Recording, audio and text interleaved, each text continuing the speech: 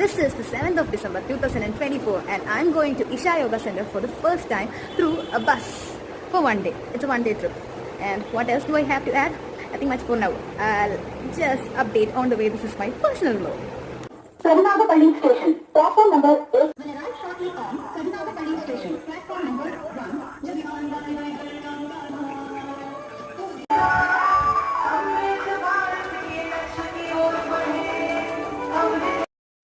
Waiting ടൈമിൽ ചറപറ വന്നു പോയിക്കൊണ്ടിരിക്കുന്ന മറ്റു ട്രെയിനുകളും. നമ്മുടെ ഇന്ത്യൻ റെയിൽവേസ് പൊളിയല്ലേ. കുറേ കഴിഞ്ഞപ്പോൾ ഈ ട്രെയിൻ ഡോറിൻ്റെ അടുത്ത് നിന്നൊരു നൈറ്റ് റൈഡ്.